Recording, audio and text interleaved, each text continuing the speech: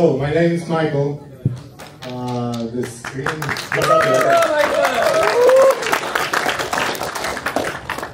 Here's something wrong, but it doesn't matter. I would like to introduce myself first and tell you a little story about me. So I'm building a brand which is called Money Makes Money.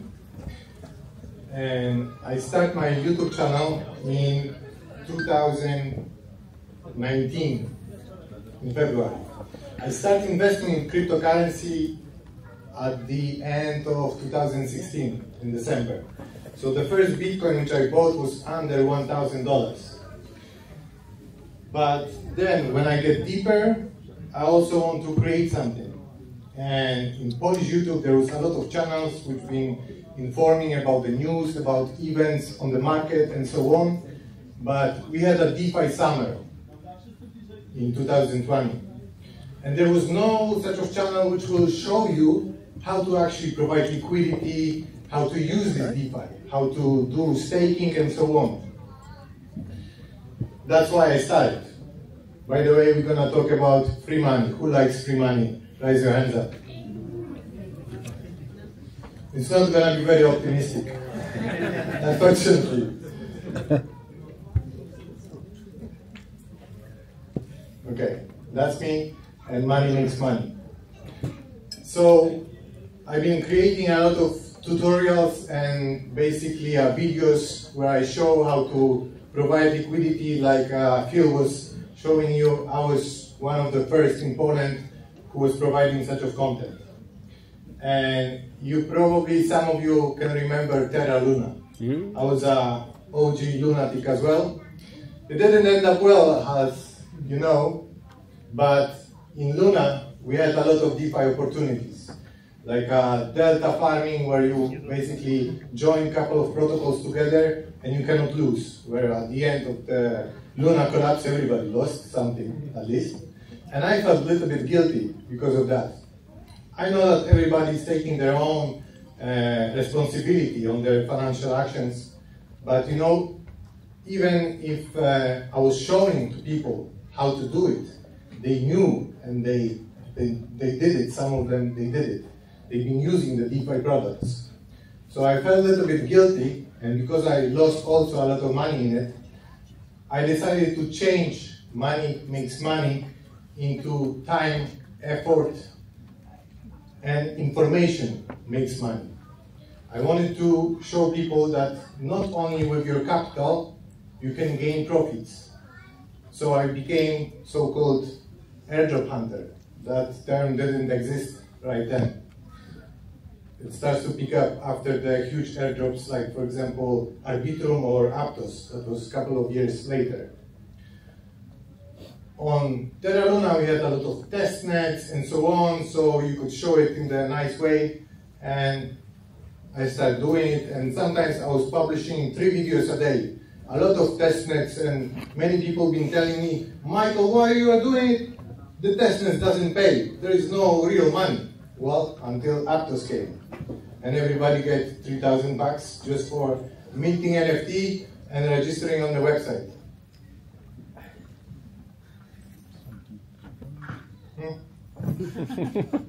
Shit happens. Help.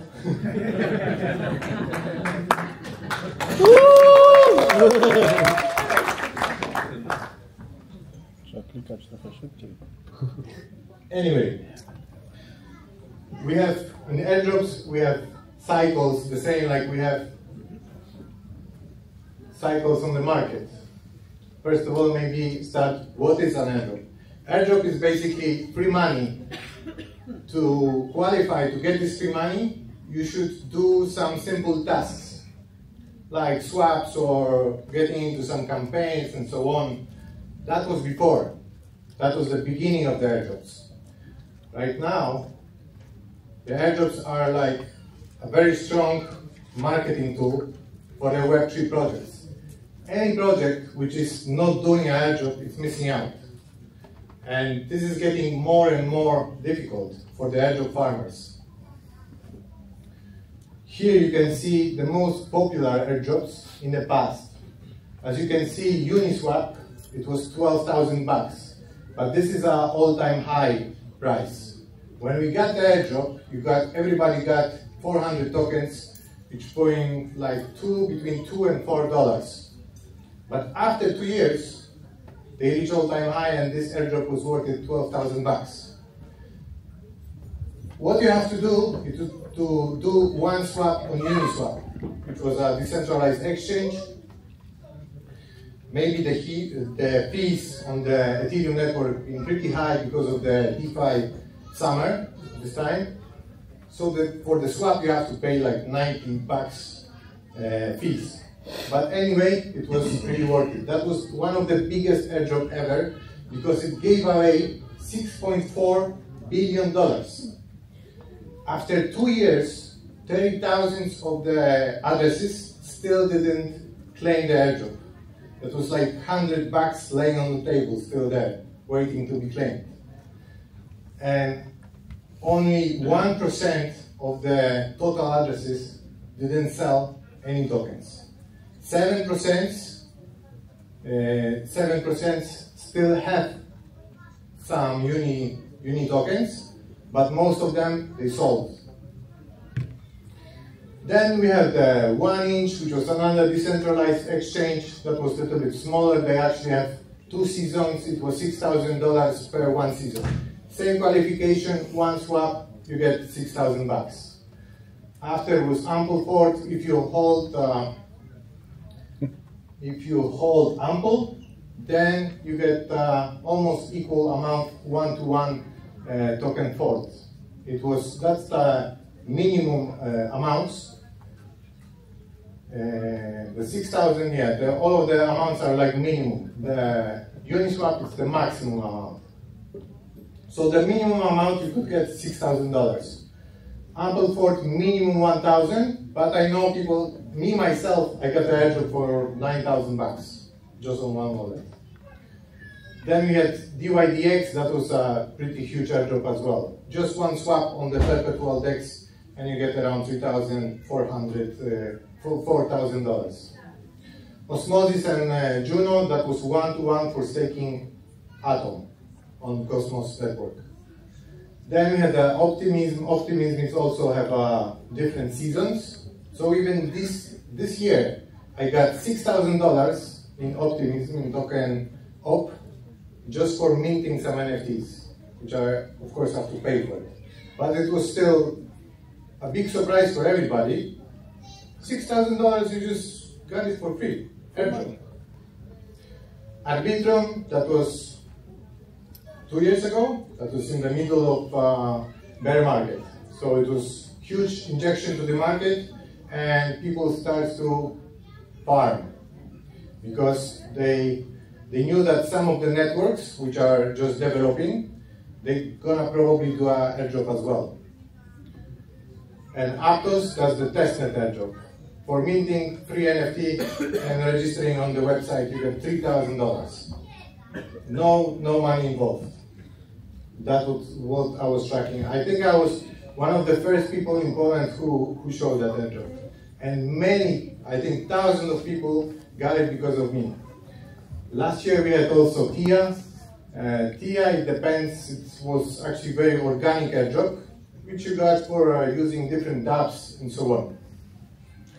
Now, most of the people are staking TIA because there are another airdrops which are coming for the staking this token. In here, we have airdrops this year. And as you can see, these ones, most of them are counted in hundreds.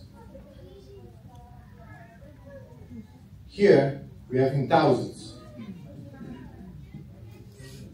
So these are the airdrops which are from this year. And of course, we have a lot. Basically, the year 2024, it's called the year of the airdrops. But as in the markets, we see cycles, the same cycles we see in airdrops and in any other trend. So we have Zeta Chain that was also testnet. Average people got around $100. I got around 4,000, I think. Dimension, also huge airdrop. Now maybe it's worth 1,000 because the most of the people start to sell, even if they promise some airdrops for the staking. If you stake it, it's like money makes money, of course. If you stake it, then you get another airdrop, and so on and so on. Wormhole, it was a bridge, multi-chain bridge, also a huge airdrop. Minimum amount was $400. Alt layer also, but a little bit smaller. Starknet, I don't know any. If you got some Starknet tokens, it was a little bit difficult. People been expecting large amounts, but the qualification being pretty weird. We're gonna come back to it. Manta network and so on. The last three, they are gaming project, Gamify, GameSwift had a huge airdrop. Mavia, also a game. You just play a little bit game, and you get a nice airdrop. Pixel, very shitty game. I would say if you like nice graphics and you like to enjoy, there is like, I don't know, you could compare it maybe to Farmville if you remember the first games on Facebook. Yeah, Farmville is 10 times better than Pixel, but they paid very well. And now they're gonna have probably next season, so probably it's worth to play, it's worth to try. Me, basically, I am not a farmer, but I am exploring the different networks. That's how I get into these opportunities, and this is what I'm showing on my channel. Here are some smaller airdrops, like below 100. It depends how much effort you put into exploring such of networks and so on. There is plenty of them. There is really a lot. Now we start not fun part. As you can see, these are the airdrops which I mentioned, and market cap are really high. FTB, it's a fully diluted valuation, also very high. Then you have a supply. If the airdrop is dropped, usually they need to provide liquidity. They are also giving part of the tokens to advisors for marketing and so on. From this 18%, maybe 2%, it's an airdrop, or 5%, let's say. As you can see, Wormhole, 18%, Starknet, very little, only 7%. That means that 93% are waiting to be unlocked, to be dropped on your heads. Even now, Binance released official information that they're not gonna list such of tokens with high valuation with a low float, because this number is called float. When you have a TGE, means token generation event, these are the tokens which have been unlocked. So it's very little, and we don't know basically who is holding those tokens. Sometimes it is official, that it's written in the smart contract that these tokens are locked for the advisors, for the VCs, or marketing, or the team, and so on. Sometimes it is locked by a smart contract, not always. And not always this data is official that it's provided somewhere. Sometimes they are hiding it. Sometimes it's, for example, these tokens can be locked in the multi-sig wallet, where you have to sign 5 transactions. This wallet is held by the part of the team. They are signing the transactions and deciding, okay, now we're gonna drop 20% of the tokens, and we don't know when it's gonna happen. In here, you can see how it works. When the token is dropped, most of the tokens are declining in price, because people know that there is a huge decline, there is a huge unlocks coming. So they don't want to hold it. Some people been staking Dimension, but as you can see, slowly over time, it's dropping. That's Dimension here. Most of the tokens going down. Mavia, the gaming project, going down. Everything going down, only because there is more tokens to be released on the market. And here, cycles. Probably everybody knows this Wall Street cheat sheet. So every cycle have their emotions. If you look at the candles, you know what it means. while the green candle is basically a positive emotion on the market. Market is driven by two different emotions. It's FOMO, fear of missing out. When you have euphoric emotions and people are buying like crazy, they don't know why they are buying, but they want to buy. Like Julian was saying, the Bitcoin is going to be 60,000 probably next day. Well, it wasn't, and that was pissed. Then we have FUD, fear, uncertainty, and doubt. So people are scared when there is a glut.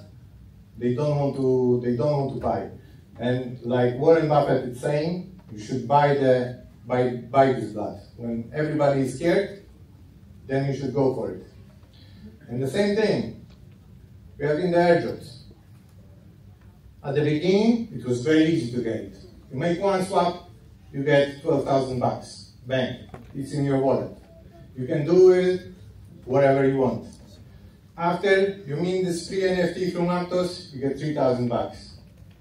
Didn't cost you anything. You just have to know where to be and what to do, which I provide on my channel. But now, it's getting more and more difficult. We are more somewhere here now. Now, airdrops are used as a campaign, marketing campaign. So probably you've seen on the Twitter, if you are on Twitter or X, you've seen those kind of posts like, cost $0, but you can earn 5,000, 10,000, 20,000 because you're gonna get the airdrop on it. It's a big promise. Sometimes it works, sometimes it doesn't.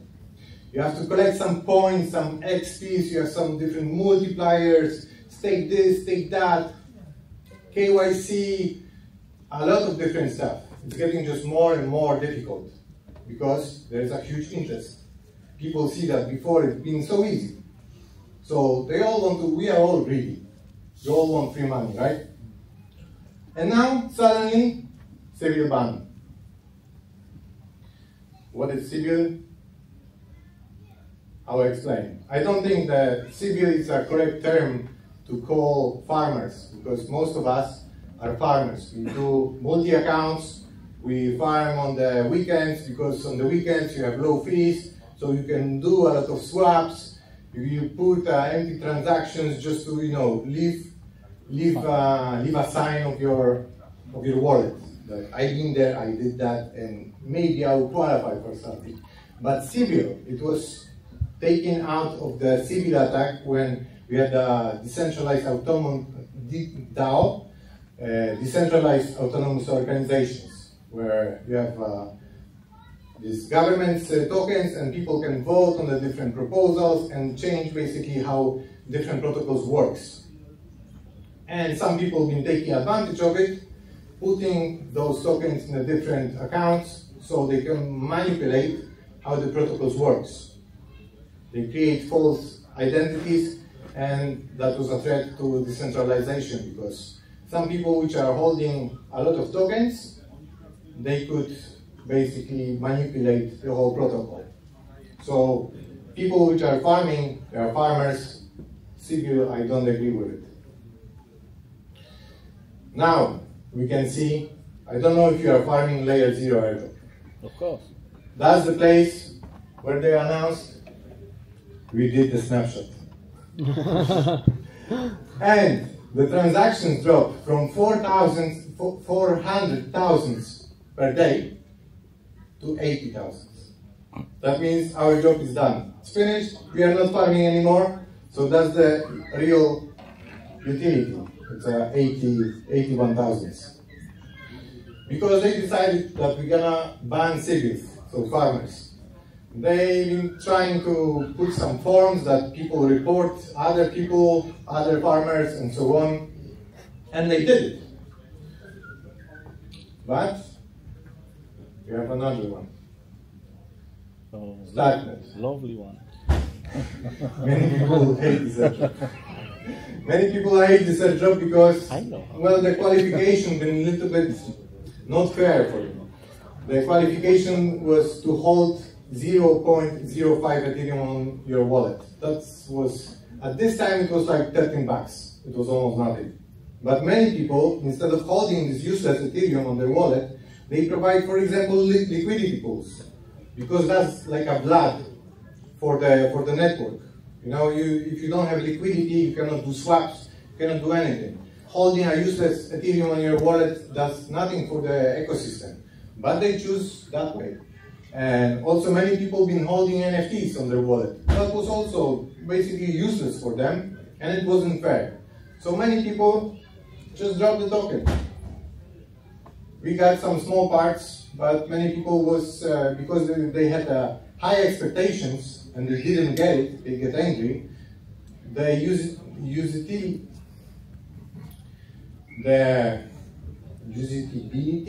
of the network dropped down. There was no activity anymore. Then we had the Eigenlayer.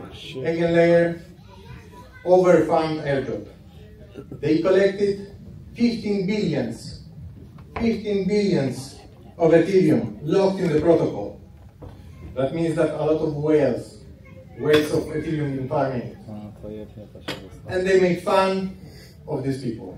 Many people get, for example, 10 tokens.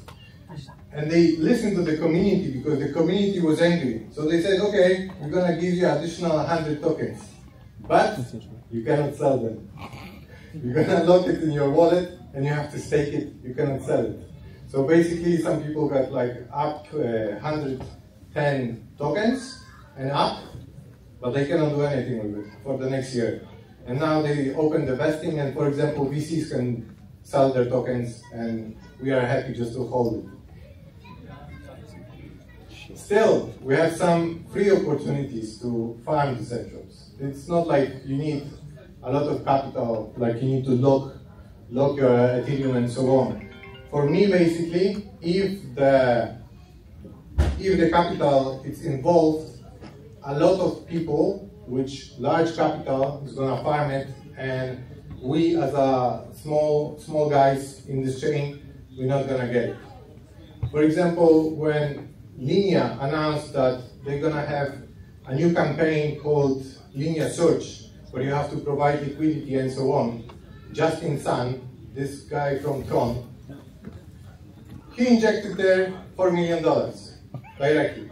And the same Justin Sun got 4 million out of Eigenlayer because he had there a big part of capital. But this is not the end, because we still have a lot of free money to be made on the market. We have a lot of games we can play. If you don't like playing games, you can always install the game, pass it to your kid, let him play a little bit. Maybe you can share the airdrop with them. Maybe you can buy some candies and so on. But what we need to do is to put our effort, our time, and have good information. We cannot just do everything because it's too much of them. It's too many campaigns. What we have to do is to track how much money they have, because if they have a lot of money, then they can share it with us. But we need to know which ones are more profitable, which are less profitable.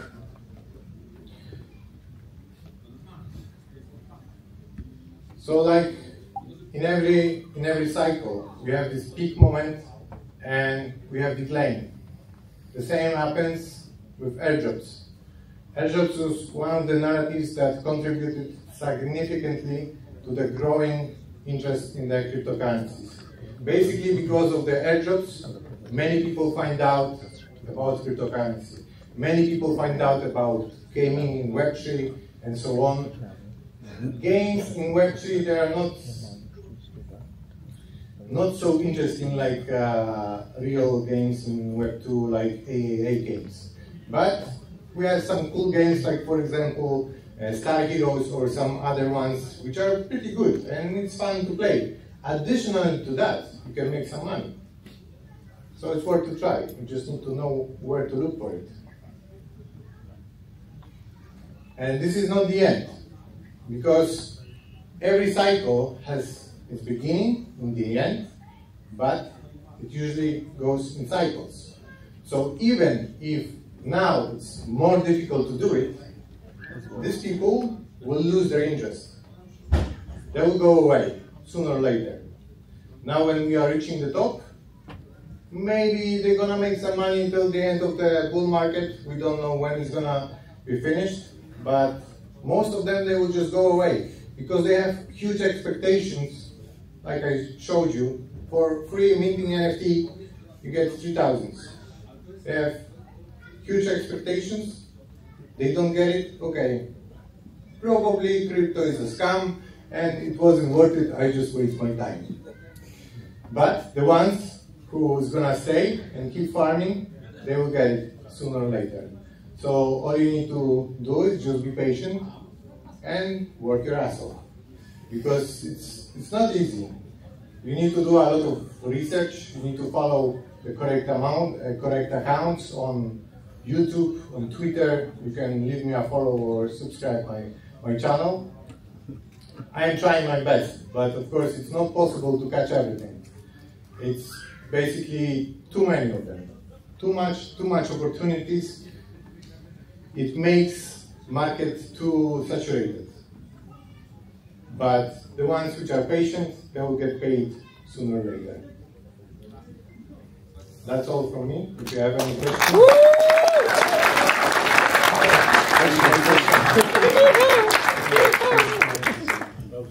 What you farming right now? Right now I am farming the robots farm. It's ZK Sync and Base. They're supposed to have their token on ZK Sync, but they switched to Base. Probably there is a lot of opportunities in the Base ecosystem as well. What about Berachain? Berachain is gonna probably drop their token to NFT holders, which been spread between the PCs which invested in the early stage. It could be that the testnet it's not gonna be worth to do. I have one book for giveaway, so bring your questions. Which NFT? Which NFT? For Berachain. Yeah, that was one official NFT. Oh, okay. You can find in the OpenSea. Yeah. About these airdrops, they are coming on the top of the, let's say, Costa, or rather when the market is down? You say now we are on the top when we're growing, and it's not really worth maybe farm as previously? It is worth it. It's just more difficult. It's more difficult to find the right ones. Because right now it's too many campaigns and too many options. You need to choose the right one because you cannot do all of it. The same like, for example, Luna was starting to develop. You could know every protocol one by one. After a half year, there were so many of them that you couldn't know it. So you just need to hunt for the good one, for the fast and juicy ones. Following this circle means when the market will go down, do you expect it will be easier to get it? Yeah, it will be easier because most of the people will leave. And now when we have a top, there is a lot of farmers and it's a lot of opportunities, a lot of different campaigns. So it's hard to choose the right one. We just need to follow the money. Where is the money? Yeah. If you want to check, for example, which projects have good funding, you can use a DApp which is called Dropstab. In there, if you type in the name of the project, it will show you what kind of funding they have. When it's good time to start learning how to farm the airdrops or doing the test nets? The best time was yesterday. Yeah. The second good time was today. He's not getting the book because I know. He tried, yeah? When you try I cannot read. Earning a new airdrop, let's say scrolls, it's a good idea to take, let's say, 10,000 in Ethereum, make 10 transactions to get 100,000 in volume, and then, let's say, every week or every month do 1 or 2 transactions for, I don't know, 5. Yeah, you need to keep it active, but you know, most of the people are taking the qualifications out of the Arbitrum and Optimism airdrop. So they are counting that you need to have this and this much transaction, this and this volume, and so on. But now they want to ban the civils So they want to find the right way to, you know, give something, but not to give to everybody. How are you doing this? When you start farming new airdrops? The best is to first bridge from a native bridge from Ethereum to the current L2, then do swaps, provide some liquidity, mint some NFTs, and then come back every few days, every week. But if you, for example, I don't know, open a pancake swap, let's say, yeah, and you farm it, let's say, Arbitrum airdrop, you swap £1,000 for USDC, then swap for USDT, DAI, let's say, or But don't do it the same day. no, No, don't do it the same day because nobody does it. because it might be. Jeszcze mnie nie odrzuci, a nie robi to. They Wszystkie might airdropy tak jest. think Ale I'm teraz będą na when I'm to. doing this. Yeah, Yeah. because why would you do 3 swaps per day and just leave the tokens on the wallet? Yeah, no, Like nobody does it. It has to be some purpose. So maybe you can swap, for example, from Ethereum to USDC, then bridge it to another network, and then do another swap, and then just leave it and come back after 1 week, do one swap, bridge it to another network, and so on. You use one single wallet or you work on multiple wallets? No, just one. I am not a farmer. I do it organically, and for me, it's not a gentleman way to farm on 20 wallets and so on. But you do you, and I don't care. I rather provide information on my channel. What you do with this information is your stuff. I am doing one wallet, and I have, of course, many wallets, but it's not that I am farming airdrops. That's not the main purpose. You just don't hold all your eggs in one basket. Okay. You're gonna get there. Ja też nie farmię. Thank you so much. Na razie.